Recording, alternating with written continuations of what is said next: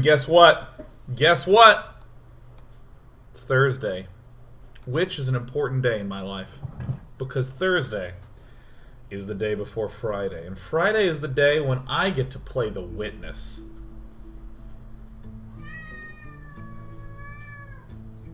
Despy is equally excited to play the Witness, aren't you, Despy? Meow!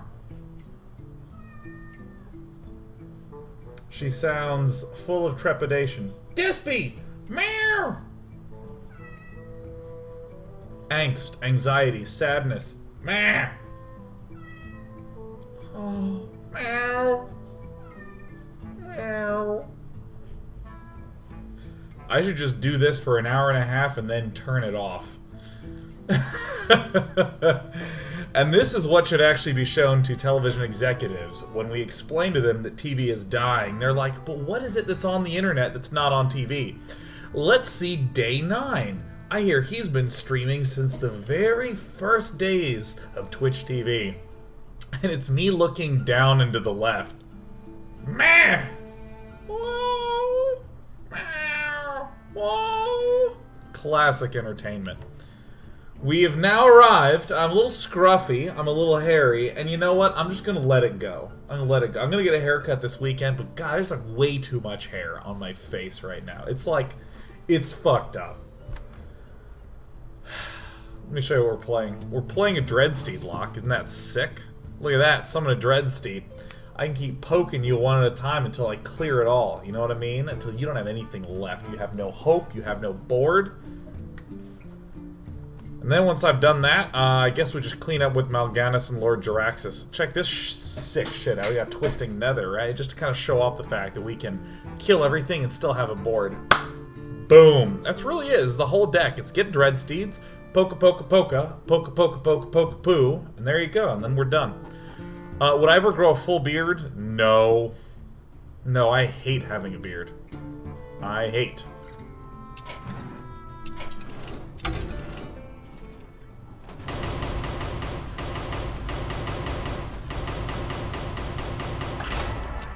I call it a 4-slot lock. There's a lot of 4 slots. You're digging the beard? You're digging this? Well, you see this redness? This comes up when I don't shave. My face gets irritated by my own beard. And Sharkhunt says incoming Day 9 itch rant. That's true. Having a beard is so itchy. It sucks. Beards suck. They suck. I will fight with honor. You might be like, but hey, looking at a beard is so nice. To which I'd be like, probably. I don't know what to do with the abusive sergeant. I'm gonna hold on to him. I'm assuming we're against Douchadin. Kick-Ass has got to get past the itchy part, then it's comfy. In what other context is that even a sentence? You know what I mean? Here, try on this sweater. Get past the itchy part, then it's comfy.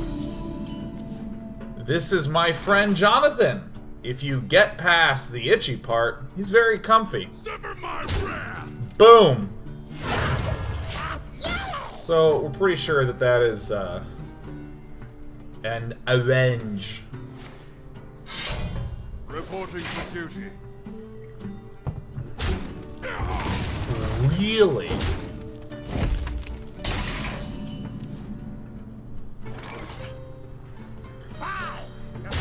Fine!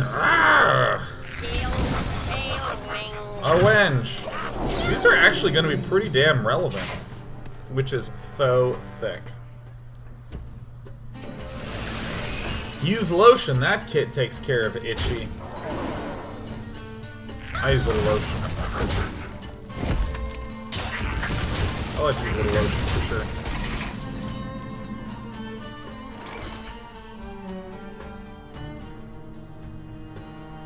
That's just what I'm gonna do, man.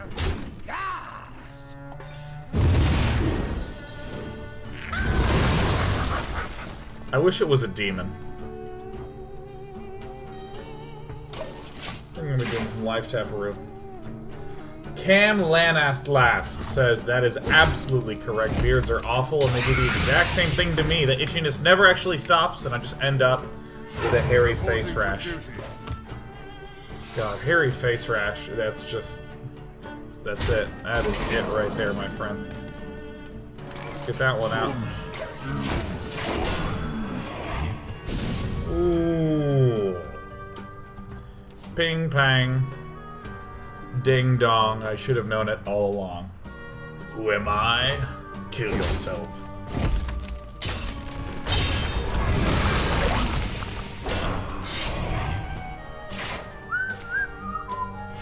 We're gonna have to life Tapo. These, I think, might be very, very relevant for me.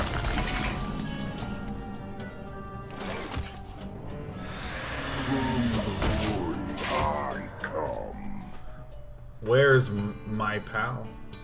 How's the playtest last night? Had good and bad. Had good and bad. Good and bad. It's turtle time.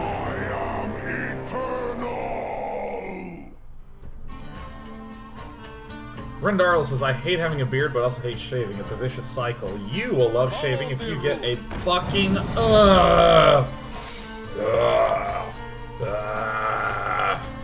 At least I get to life tap for 0. Pretty thick. Oh! Oh! Tiny mortal.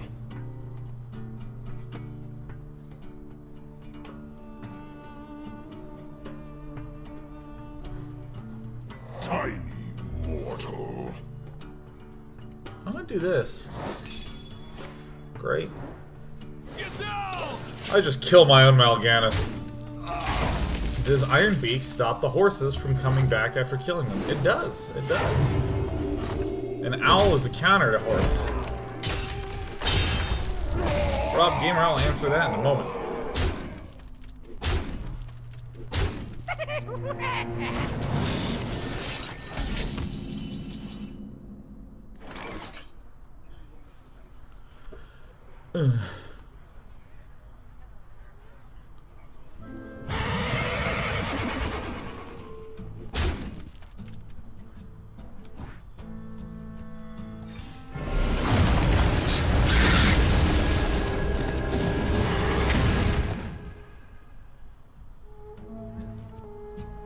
One, 2, 3, 4. I declare a thumb war. It's nether time.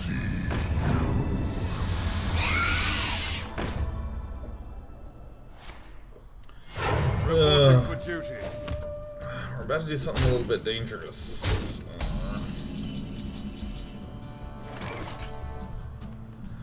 Shit.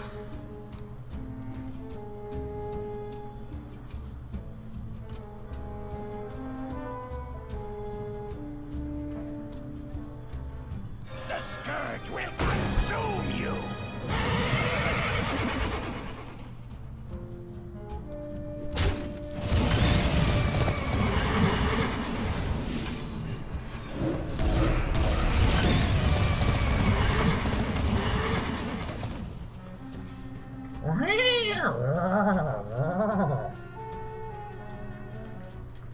So we can deal 5, 6, 7, 8 damage. Meant it would be very hard for him to boist me down. Reporting for duty. Wasn't that a giant crock of shit ass? He's got to ping this though, I think. You want to hit the Dreadsteed? Be my guest. Hit this Dreadsteed right here. Hit me in the Dreadsteed. Why doesn't bother me today? It's bothering me less. Really? Oh, LaMayo. Do do do do. Ooh.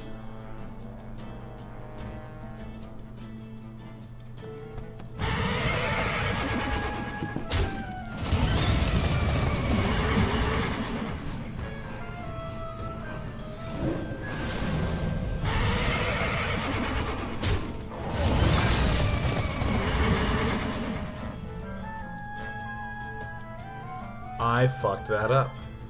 My shield for Argus.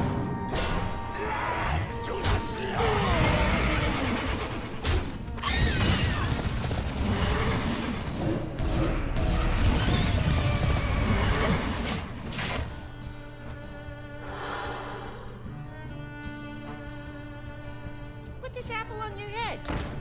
I'll do no such thing with any particular apple on anyone's head. Reporting for duty. Let's just shoot some more Dreadsteeds.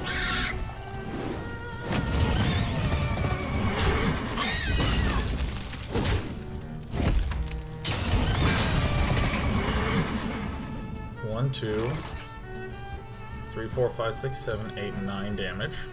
Into the breach.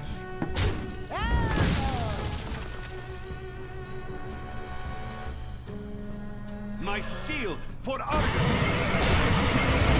Oh, this first game was tight.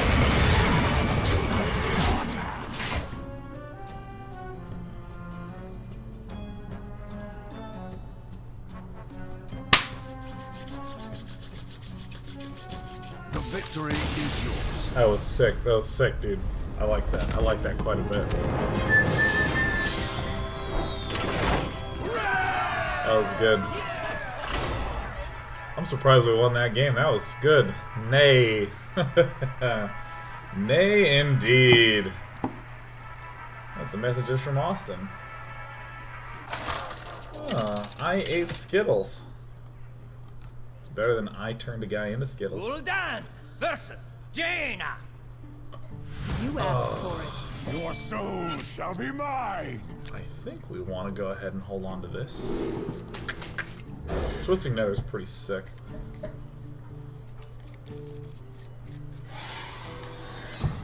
Ah, AceDJC says, "Puck you, secret Faladin." That's pretty good.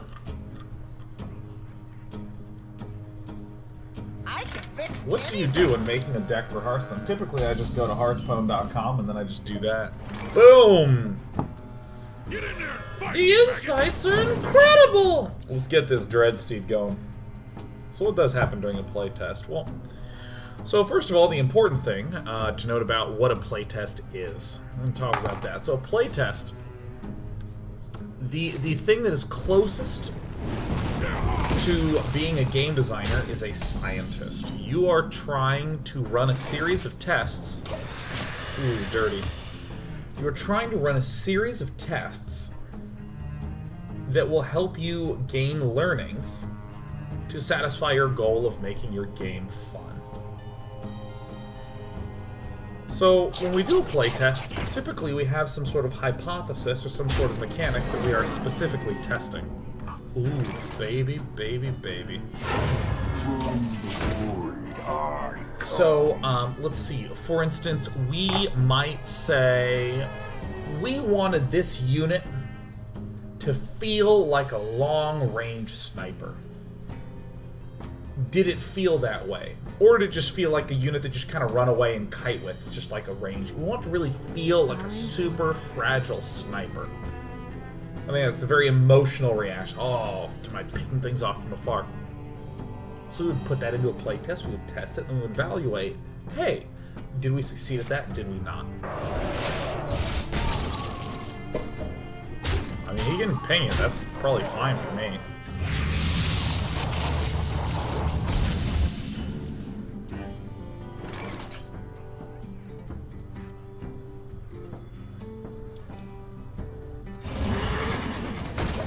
This is gonna be some sick shit coming up, dude. Sick. And so, there's an important thing to note about this process of testing things, is that the goal of the playtest is not to be fun, it's to answer a question.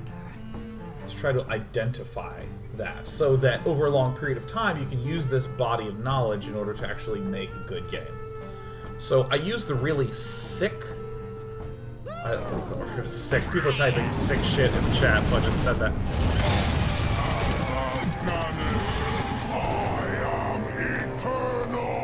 Remember me. Well played. Well played, Udes.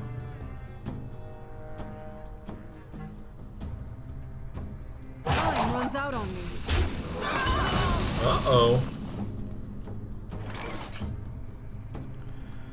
I think this is just what I do. I just do this, like that. And then we're okay, right? So I used the simple example of, does this unit feel kind of like a snipey dude? Because that's a very short-term sort of answer. If we achieved success at that in a playtest, we would go, great, cool, this is staying in, we did it, we got our snipey unit to feel really good, and feel like a sniper, to really embody that fantasy, so cool. But, sometimes we are testing things that will not immediately cause fun, but will be on the way to fun. Like, I'm trying to use an example from a game that exists, so it's not so abstract.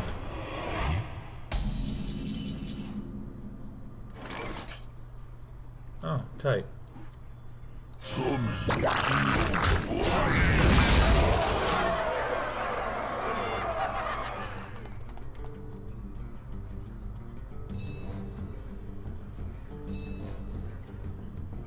So here's an example. This is a silly fictional made-up example. Let's say that once upon a time, StarCraft just had one base versus one base. That was it. How do I want to do this?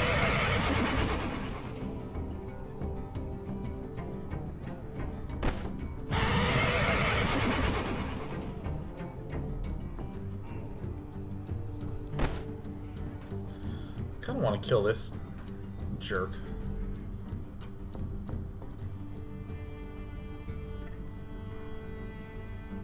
I'll just build my board.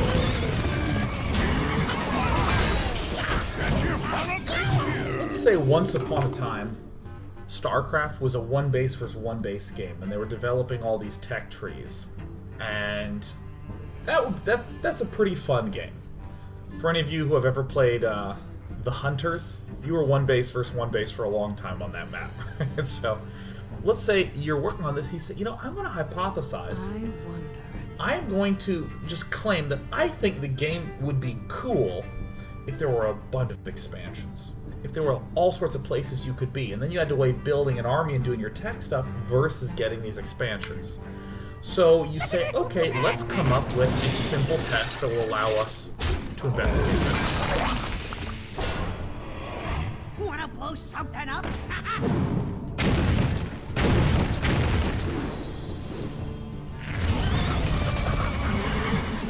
What you might find, hit like that. This is going to be killed anyways, so I'll hit like this. I'll hit like... I was trying to hit up there. That was just a misclick.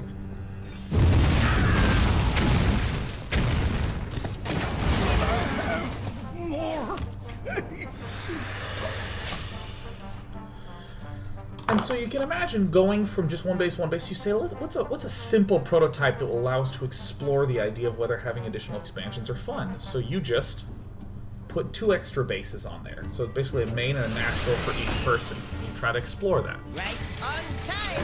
Actually, I have a better example. Suppose you... I'm going to do this example afterwards. It's time for a little blood. That sucks ass.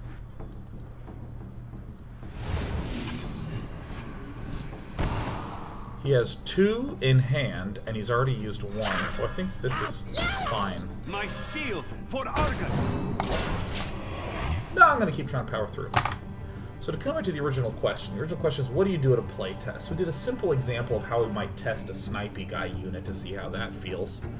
But there's an important undercurrent to when you're doing play tests, which is that the goal is not necessarily to make the game more fun in this test, it's to develop a learning for it. So I stopped to try to think, what is a solid, contrived example that could help us explore this idea?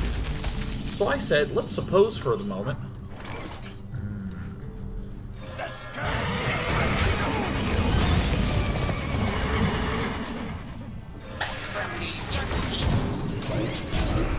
Suppose for me, StarCraft was one base versus one base, and they were trying to play test to see if adding a whole bunch of expansions to the map made it more fun. So the first test that they might do is have one base versus one base, and then put 2 more kind of in the middle, so that way they would be contentious, and that, I mean, you can imagine how not fun that would be. Someone would secure that first base, and then just turtle and win, and it's like, ah, God. We don't know if this is good. I mean, what's going wrong? Is it that... Well, it could be, maybe it's that there's only these 2 expansions is the problem. Maybe it's that we need many, many, many expansions in order to start getting some fun to happen. And you start to go, and you stop and you think about that. Try to add in more, try to tune how much it costs to get there. And you start thinking about units that can break expansions that are good at harassing expansions, like, you would start to... Ooh, yeah. Let's see what this is first.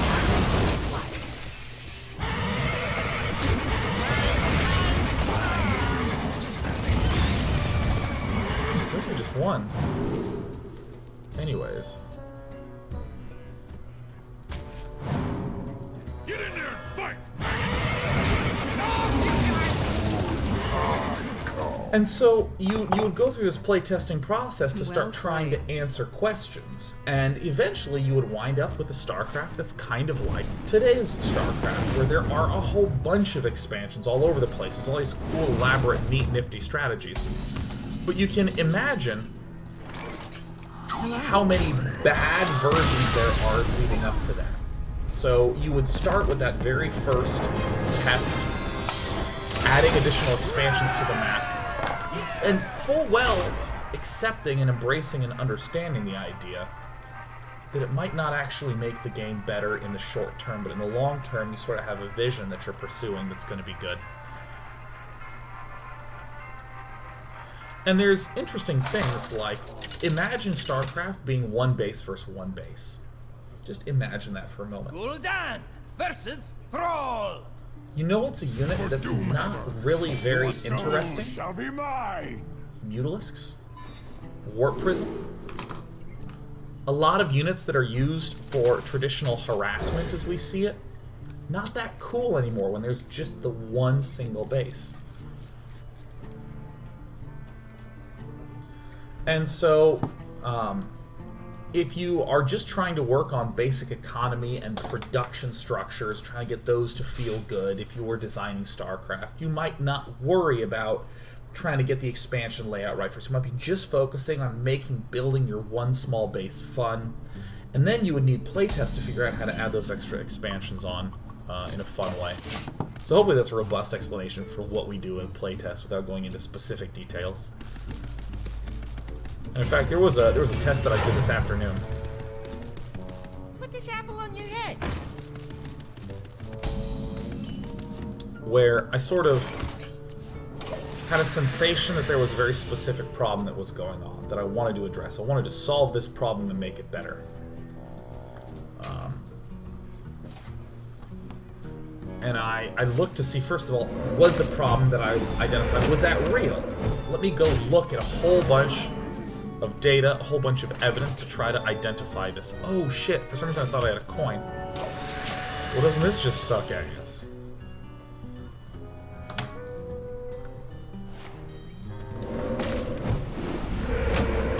Ain't doing much. Twisting Nether's looking awfully appealing right now. He's just a coin bloodlust kill. Oh, we got some excellent humans. With some Doge CS, Pain Kid, 96. Jun Sasaki, Toasty McStrudel, Madman, 89 Puppies, White Leviathan Gaming. What is up? Did I just die? Casual. Did that deal 6 and 4? Alright. Whoops. Let's cue that one back up.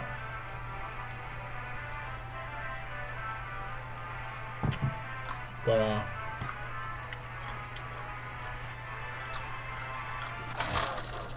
there's a question earlier up that said, Devil Trig 173, what kinds of things would you look for in super early playtests? Well, I mean, the sort of methodology for playtesting is pretty much the same regardless of what you're doing, really. Maybe if I angled this one more? Let me try something. Let me try something real fast. If I do this, put that at more of a sharp angle, does that helps a little bit with that little flicker in the corner. I like playing with this, with the lights at these angles more. They're less bright, so I'm hoping I can pull that sucker off. This one's getting a little hot.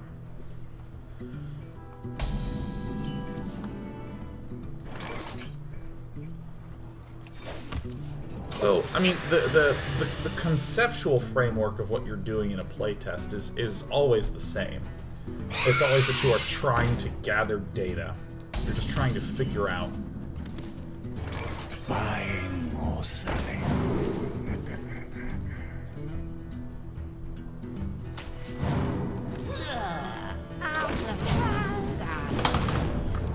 So, you know, then we might rephrase the question as, what would you actually want to be doing in an early playtest? What should the early playtest be in order to have success?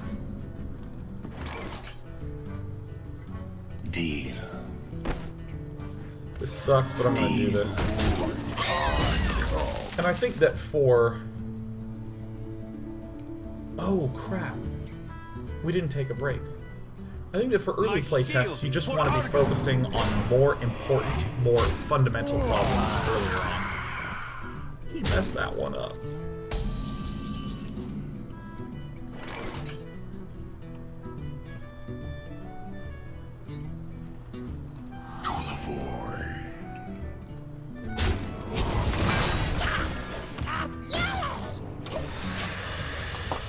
So what I'm going to do is, I think I'm actually going to take a mid-game break. Isn't that crazy? Isn't that crazy? I've never done that one before. We're going to wait till it's our turn. I'm going to take a mid-game break.